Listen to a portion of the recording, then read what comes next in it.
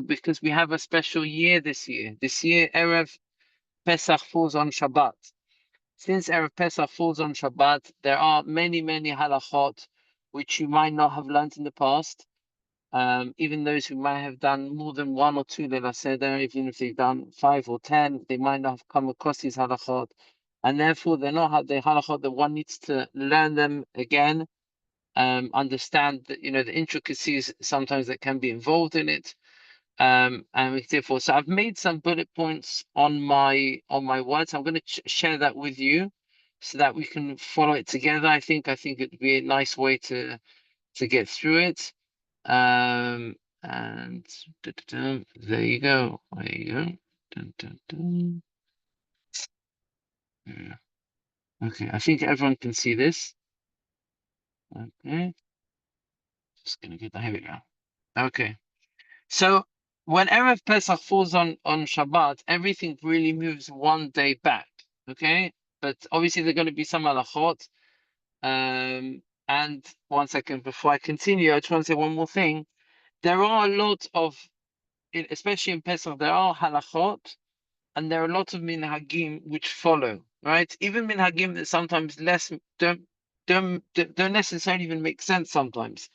And the reason is because Pesach is all about the continuation of the Jewish legacy, the continuation of what did my father and mother do. That's what I am doing. This is a continuation.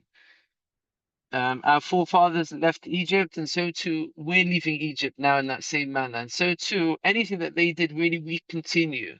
So there might have been a lot of things that you might have heard, and this is the place really to ask, or on the chat if we don't have time, and then we can address them accordingly. What we're going to try here and try to lay the basic facts and halachot in order to be able to really indulge in first understanding, the critical point. Some people are, all about everything else, but less about the halacha. Really want to try to understand what is the halacha and what we can do more for the Almighty and more better to do for the mitzvot, but not underestimate to put the halacha, make sure it's at its right place. So starting off Tanit Bechorot, obviously this applies to firstborns, male firstborns. So the Tanit Bechorot is really done on Erev Shabbat, on Erev Pesach, right? On Erev Pesach, right? So that's the day before. But since this year Erev Shabbat falls on Pesach, this year it's going to be on Thursday, the 12th of Nisan. Okay, so we don't fast on Erev Pesach, rather we fast on Thursday, the Thursday beforehand. So it's actually a machloket in the Shulchan Aruch, right? Those who know the Kaleh of Shulchan Aruch, there's two de'ot in the Shulchan Aruch. The Shulchan Aruch brings the first de'ah that it's on Thursday, Yom Chamishi, and the second de'ah is that there's no Tanit Bechorot at all. Okay? And Rabbi Ovadia brings down that since there is a second de'ah that one doesn't need to fast at all, there is a certain leniency here. Okay? Nevertheless, Rabbi Ovadia says that even since in today's most people go to a siyum, and therefore he says that a person should go to a siyum to be yotzeh of that in Tanit Bechorot. So that's very important that people go to the Bekesed. But nevertheless, if a person, let's say, is in the army, and we should do hatzlacha to all our soldiers who are going out to war, and Bezat Hashem, it should be the shiur, should be zchut that all the hostages should come back. If a soldier phones me up and tells me, listen, I don't have a siyum to go to, what can I do? Right? Of course, you can be somewhere on the shitot that say that one doesn't need to fast on the Thursday. But if someone just wants to go to work and can't be bothered to come to siyum, I'll tell them, yeah, you should be fasting, right? Make sure you're getting yourself a siyum on the Thursday. Okay? Then they're doing. Yes, I've sure. got a question. Yeah, sure. So firstborn, Right. does this for a convert, does Yeah. that mean Interesting. that you're like biologically firstborn, because obviously you're not Abraham's firstborn.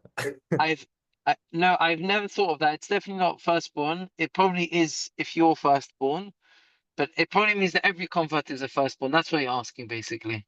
And well, both No, if you're questions. if someone is biologically firstborn. Like I'm a firstborn Yeah. in terms of biologically firstborn. Biologically firstborn, then you're a firstborn. That's for Yeah. sure. The question is, if you're not biologically a firstborn and you've now become Jewish, then really you don't have any older brothers or sisters, right? You Yeah. could argue that, but I can't see the argument working. Okay. Really, it's for any firstborn, so really every firstborn should come to ACU. It's an interesting question. I would not mind looking that up. It's a question that I need to look up. I'm sorry, I don't have the answer. I should have if I'm giving such a shiur to such amazing people. Unfortunately, I don't have the answer to that question. B'dikat Hametz. So B'dikat Hametz is usually done the night of Erev Pesach, of course. Obviously, everyone is clean for Pesach. This year, we're doing it on Thursday night, right? It's very important. B'dikat Hametz should be done on Tzeta Kochavim. As soon as Tzeta Kochavim is up, there is the mitzvah of B'dikat Chametz. A lot of people, let's have dinner, let's have this. Dinner should be done before the time of Tzeta Kochavim. Even should be done half an hour even before that. Even if you have, it says in the Halacha, even if someone has a shiur, right? Even if someone has Torah learning, he should go home and do this mitzvah. It's like Din of Chanukah. You have a special time, a person does it, person should do it straight away and set a kochavim. The importance of that, obviously it takes time to do it. The person gets very tired and doesn't do it properly. Most people know what Bdikat Chametz is about, so I'm going to try not to dwell on that too much. Take you 10 pieces of bread, put it into some sort of a plastic bag is less is not great, because the plastic you then throw to the fire, and the plastic actually doesn't stops the chametz from being burnt. So that's not a great idea. Some people use uh, this is not halacha, this is just practical, right? Take some newspaper sometimes, okay? That's often easier. But what's even better, I saw in Jerusalem, some people use masking tape, which I think is amazing, because that actually gets all the chametz together, and there's nothing, no, even if you've got little kids, you're not worried that the newspaper, they're going to take it apart or something. It's stuck and you have 10 pieces there. This year, you're going to have other pieces of bread, and we're going to discuss that, other pita which you're going to leave away for Shabbat, okay? It's very important. Whatever's left on Shabbat is in a bag which is set aside, to put to the side. Otherwise, you're not really doing b'dikat chametz, because there's still chametz around, okay? You can't do b'dikat chametz on a place which still has chametz there. B'dikat chametz is done to double check, to make sure that in the place that you've checked, that you've cleaned for Pesach, to make sure everything's clean through. This is not the place to discuss b'dikat chametz on how to do it, but in a nutshell, a person should try his best. The Chachamim used to spend even 3-4 hours spending, on an apartment. Right? People think I'm crazy if I would say such a thing in London. Take 20 minutes, half an hour, do the common thing. But you should know that the Ikar mitzvah in b'dikat chametz is, of course, the mitzvah to look, to look in every place that could be there's chametz. No one needs to look not in the toilets, and not in high places where there's no chance to be chametz there. In any place that could be chametz, to look carefully, where it's possible, to go with the candle. And I always say that the Chachmei Musar say that b'dikat chametz is the, the unleavened, the evil inclination that we have inside of us. To do a b'dika inside of us, to see, what is still there left. That's what the whole resemblance of matzah is. The matzah resembles the quickness, the mesirut nefesh, the humbleness, to work on the person midot. Chametz is the haughtiness, right? The person, we're leaving all that, the lavish lifestyle of living, the nice baguettes and the nice things. We're leaving that. We're coming to eating crackers for 8 days, right? So really, it's a time to really work on ourselves in this night. Of course, one says the baracha. Sorry. Yeah. And then, of course, I didn't write it here, but obviously I'll try to send it out after it's being checked. Person obviously says the bracha of al biur chametz. Yeah, have a look in the siddur. If someone has a seder of b'dikat chametz, the bracha is al biur chametz. The Rosh already explains to us why it's called al biur chametz, because really this is the start of the biur. So if one pays attention to that, when we have a bdikat chametz, even though we're doing the bdika now, really it's the start of the mitzvah of biur chametz. Okay. Often people see, look, say the bdikat chametz, and they see, why did it say al bdikat chametz? Just know that in advance. We're doing the bracha of al biur, and we're having in mind not only tomorrow, but also what's on Shabbat we're going to do. We're going to discuss that in a minute. So really, this is probably one of the longest brachot, right? We're doing a bracha on Thursday night, and it's going to be applicable till Shabbat, right? It's probably one of its kind. If anyone has a question, just probably at the end of every number, we can take questions, I think. Bitul nullification, I'm just here if anyone can see, is done. I don't know, can you see my mouse? Dan? Yeah? Bitul nullification is done Thursday night after the search, right? You say Ko Hamira di Ikar Bishuti, you're doing the bitul, and then this you don't say one second. I've written a mistake, 1 second.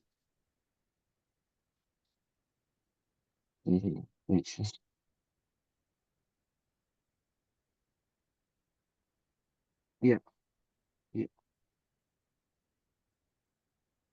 No mistake. Okay. Yeah. Sorry. Yes. You do the bitul on Thursday night, yes, and then Friday morning, any chametz to be eaten on Shabbat should be set aside and the rest to be burnt. Okay? Now, in theory, you can ask the question, why do I need to burn the chametz before the 6th hour, right? Which is number 3. Why do I need to burn the chametz on Friday morning for the 6th hour? Surely I'm still eating the chametz even afterwards. But obviously, again, the Chachamim, they didn't want to make a difference, start making, the chametz should be burned before this. Again, one of the main reasons is because we don't want to make something irregular on this Erev Pesach as others. But however, if a person does leave, right, it has a piece of chametz after that, one should go and burn it, right?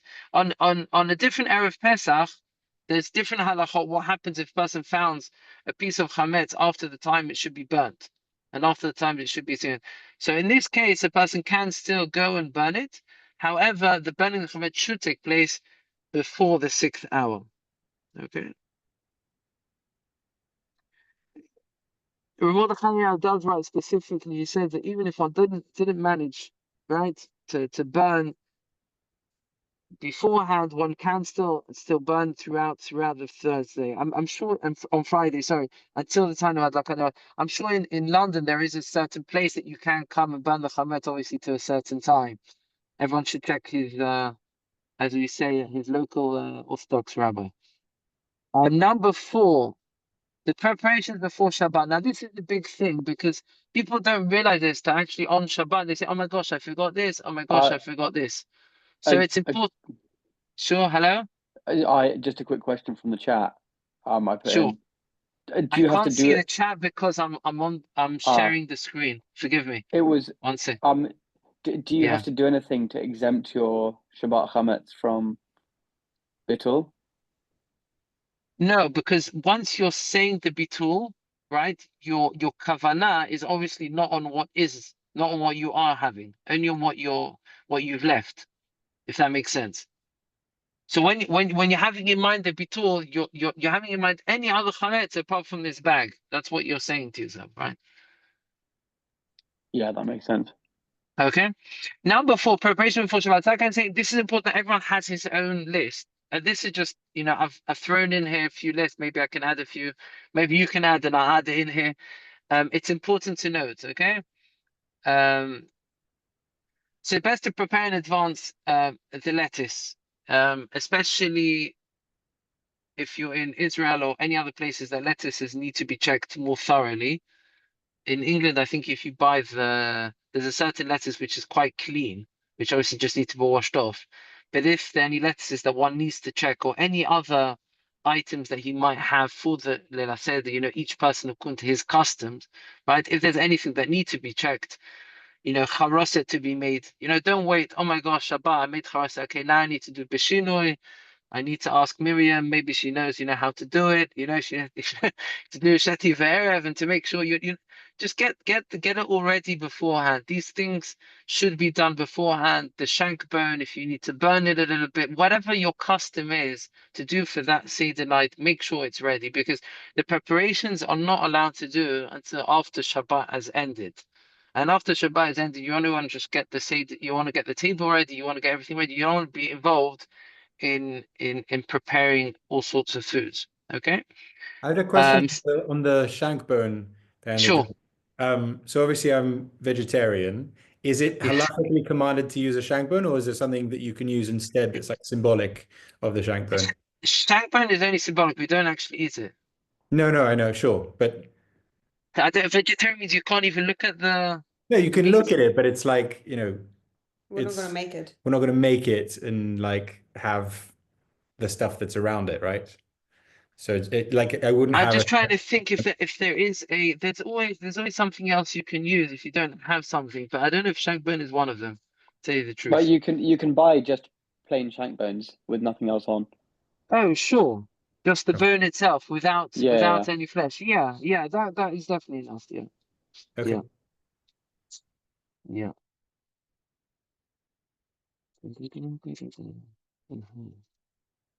Okay.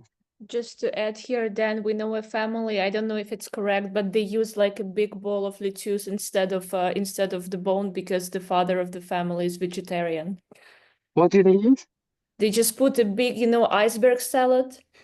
An iceberg salad instead of the bone. Yes, because the father, he's no longer Okay. with us, but he was a very strict vegetarian, convinced, so that was what he introduced. Don't know if this is Okay. allowed halakhically though. I don't know what to tell you when we come to Bet HaMikdash, and they're going to come to Korban Pesach, and the Kohanim are going to be there and shut us the Korban Pesach. I don't know. I can't tell you what the vegetarians are going to do then. We're here. We're going to do Zecher the Korban Pesach. That's why it's there for Zecher the Korban Chagiga. Yeah. Vegetarianism when Yeah, we can definitely give a share on vegetarianism. Vegetarianism is an amazing thing for people, but I think in Judaism, person needs to try to find you can be vegetarian. There are certain things, but there's certain times one needs to be able to eat meat. But here is just, if you have just the bone itself, I think it's fine. Yeah. Yeah. Okay. Don't get me wrong. I think it's fine. I think it's in that way. I think thank you, Sam, for that idea. I did not think of that myself. Thank you. That's good. Thanks. But it's never easy to be Jew to be a Jew and to be vegetarian. It's not an easy thing. I mean, there are some places also in Golders Green that you won't have to pay for it either. So if you're, Oh, I've definitely had that in the past. I think at Menachem's, but they just gave it to me. So amazing. yeah. Amazing. Okay then. We're used to giving a shorter shiur, and that's why we call it a bite-sized shiur. So please, Sam or anyone, just tell me, when to stop. We're just at the start, so I'm going to try and at least get through this first half, the Erev Pesach, Chal Shabbat, and then maybe we'll schedule another one. We'll see. Let's prepare a 26-hour candle. Okay, they're easy to get hold of. I think, Sam, you can probably tell us where to get one about that. But it's very important when you're lighting candles on Motzei Shabbat, which we're going to discuss, which is for lighting the candles for Yom Tov, right? You can't obviously light. You have to be lighting. But it's going to be you have to light from candle to candle, so you can't make a new light.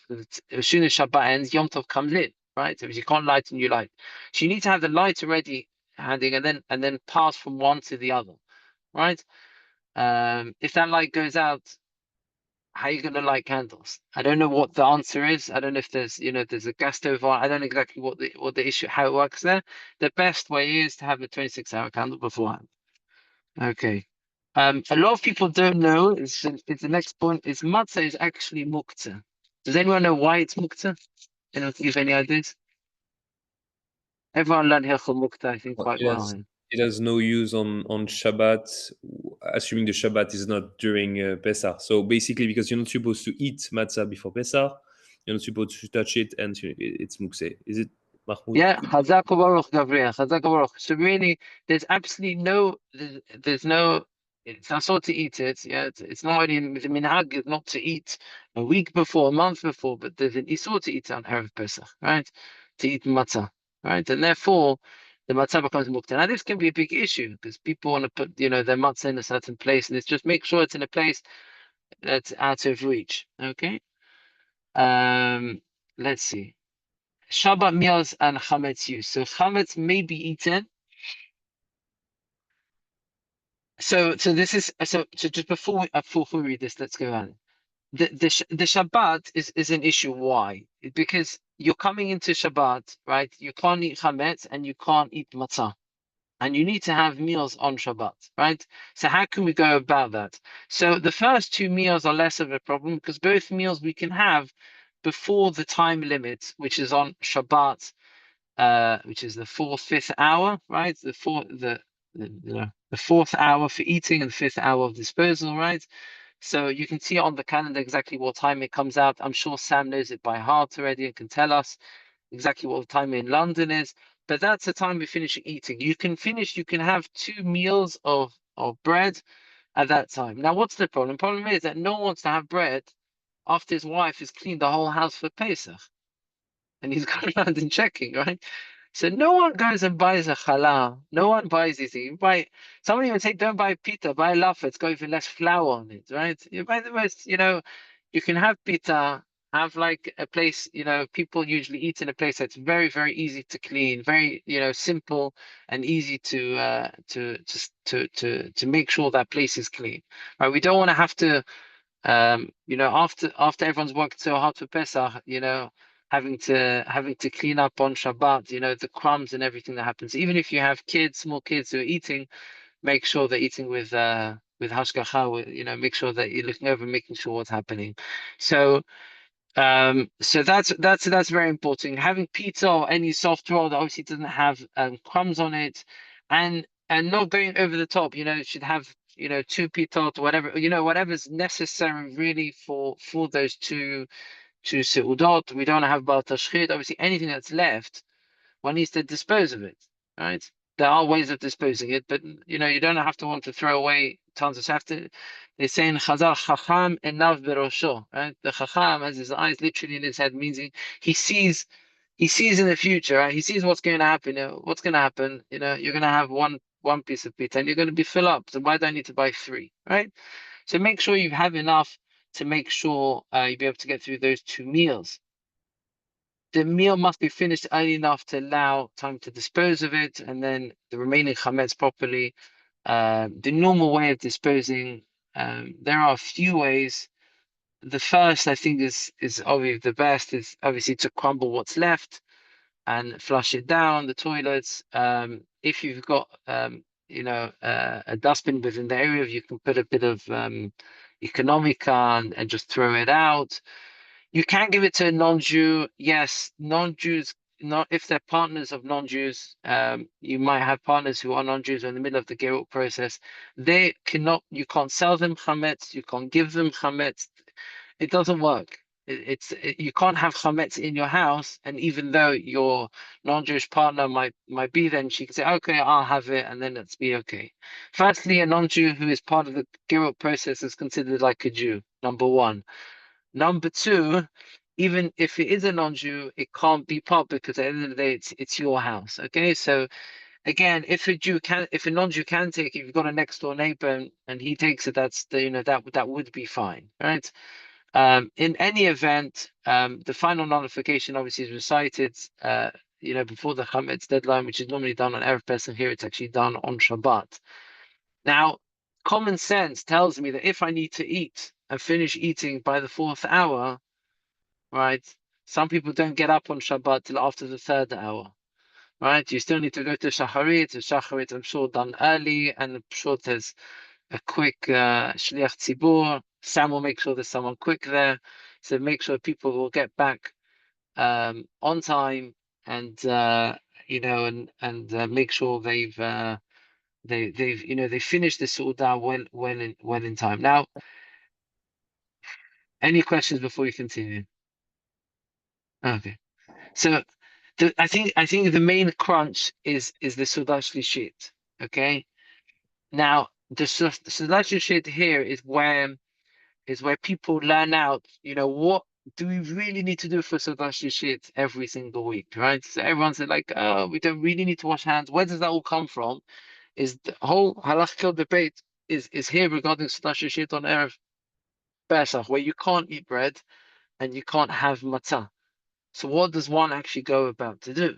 So again, this is obviously something you need to prepare before Shabbat if you want to actually eat something. Otherwise, you're not going to be able to eat much, right? So that's shishit. Obviously, the simple option is, I mean, the best option would probably be eating something which is mizonot, right? So eating mizonot we could only do really with cooked matzah meal dishes, right? Again, there's a problem to eat matzah, right? And therefore you can't eat anything which is going to really taste of matzah. But once it's really cooked in a dish, then there isn't that isur. So obviously you'd make a mizonot on that. Again, kosher Pesach Nidlach, you have matzah balls, right? They bring down the poskim. Some people have it, with the chamin, and then they take out that chamin and eat it for slash shit, right? Someone who's wants a more milky side, and he'll have probably something else. But the ikka is that he's not eating matzah; he's using kemach matzah, right? Matzah flour to make some sort of something which is mezonot. Again, if one can't do that, one hasn't prepared, then one should eat eggs, fish, meat, mashed potatoes, vegetables, and obviously vegetable and fruit. If a person doesn't have anything else, that's obviously the least. But one should do something. According to the Zohar, there's no obligation on this Shabbat to actually do Seder Shishit, but nevertheless, because of the obligation that's brought down in the Halacha, then that overminds the ruling of the Zohar. But nevertheless, it's just a bit of background knowledge. But nevertheless, a person should try to get himself ready. One should not eat the Seder Shishit, later on. I think it's about the 10th hour, if I'm not mistaken. I think 10.5 hours, if I'm not mistaken. That when from that point onwards, it's already an issue of eating the matzah b'te'avon. That means the night should be eaten b'te'avon, right? If a person's eating a proper full meal just before Pesach, right, then obviously he's not going to eat that. So in the normal Erev Pesach, one normally eats 1 and 2 in the afternoon, and then obviously once it comes late night, he 9, 10 o'clock when he eats the matzah, he'll eat it on an empty stomach. So one should be careful, just eat sashi just a little bit earlier this time. I'm sure most people do mincha at 1-ish, so that way they're eating ready to Suda earlier and everything else. I don't know what they're doing in your local synagogue, so you're gonna have to check each person in his place. Preparing for the Seder, the last point on this in the Erev Pesach Shabbat is preparing for the Seder on Motzei Shabbat. So very important, there is every Motzei Shabbat, right, we say Atah Chonantano, right? This is a famous question we ask in the Gerut process on the last. If anyone had the question, please raise their hand. You say Atah Chonantano, right? What do we say on Motzei Shabbat, on Shabbat? We don't say Atah Chonantano because, of course, we're not doing the 18 blessings. There's the 19 blessings of the Amidah on Motzei Shabbat. So what are we doing? We're doing the Amidah of Yom Tov, of Atah B'Chartanu. Therefore, the Chachamim added what's called V'todi'enu, which is a bracha, which really we're saying Hamavdil ben Kodesh leKodesh, right? If a person looks up in the Siddur beforehand, he'll be able to read it easily. If a person is not at Arvit, a woman who doesn't come to Arvit on Erev Yom Tov, then she should be saying Hamavdil ben Kodesh leKodesh if she wants to do Melacha. Not Hamavdil ben Kodesh lechol, obviously, because it's not Chol anymore. Rather, she's being Hamavdil ben Kodesh leKodesh. What's very special about this night? It's the only night that we say Hallel with a beracha. Okay, we can go into that a little bit, but the night of Seder night, it's such a holy night that maybe it's already another share. The amount of mitzvot doraita and the rabbanan that we have, the Gan within the rights up to 63 and 64 mitzvot doraita and the rabbanan that person does in this night. This night is a night that God's given us as a complete and outright gift. This is when we left Mitzrayim, the whole night was light, was a time of clear sky. It's a time which is openness to closeness to HaKadosh Baruch Hu at this time. There's a lot of mekorot for this, and there's a lot of understanding of this, exactly how we make this night so special. What's so special about this night? A lot of people wear white in this night, to resemblance of a type of ne'ilah night, a type of connecting to HaKadosh Baruch Hu. It's a night where all the women and the men, they're obligated in the same way we came out together. And maybe we'll discuss it more when we discuss the Seder itself and conducting the Seder itself, to how to approach this man and how to make it ingrained. I think the right way is, inside the veins of our children, to bring all about Yetziat Mitzrayim, right? It says the people would, stay up all the night just explaining about Yetziat Mitzrayim and praying to the children, because on this night is when we establish our emunah in HaKadosh Baruch Hu. Once we have that emunah in HaKadosh Baruch Hu, we can actually continue. We have tefillin, we have mezuzah, Zecher Yetziat Mitzrayim. But on Len Mitzvah is the time that we fill the petrol up with all the emunah that is there. So it's really important that this night is carefully planned and carefully prepared. Continuing to our halacha, sorry for that. I often diverge. When we're doing Havdalah on Motzei Shabbat, what do we have to prepare? Okay, so there's also an order.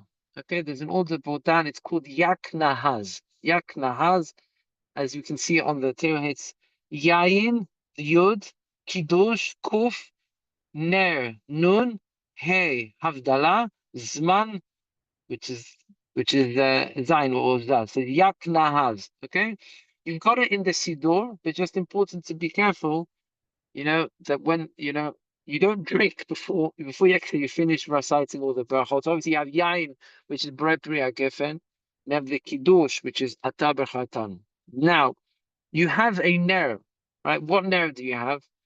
Because you were listening to the Shia and you prepared already a 26-hour candle, right? So you have a candle you can use for that as well. Not only for the candle lighting, which should be done, before the Kiddush. I think it's a mistake. We're going to change it now before we forget.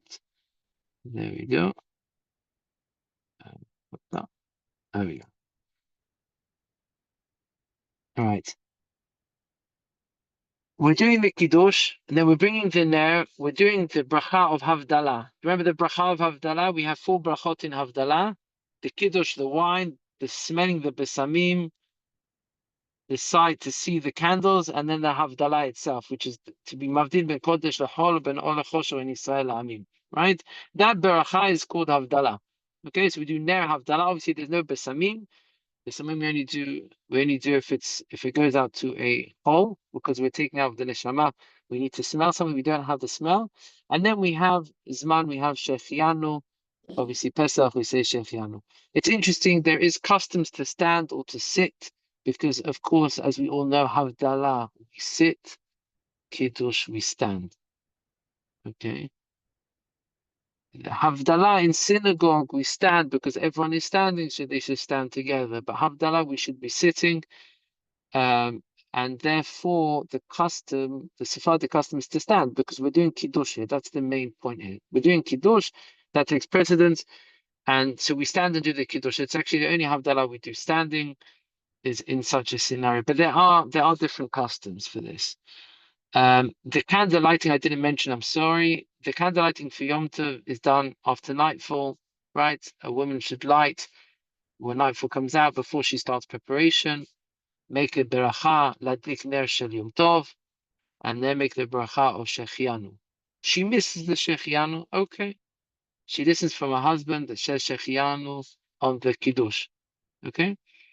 And then she can go in preparation. There really should not be any preparations done before the Seder, because otherwise you're mechin, it's called hachana, being mechin from Shabbat to Yom Tov. Okay, Shabbat is a much more holier day than Yom Tov, right? Shabbat is the holiest day, right? You can't prepare from the Shabbat to Yom Tov, from Shabbat to Chol, from Yom Tov to Chol, from Shabbat to Chol, and therefore one should be careful not to set up the table or warm the food till then. Don't worry, there's plenty of time till the husband comes home. He's Pe'avit, Halel, till he comes home, he has the time. Yes.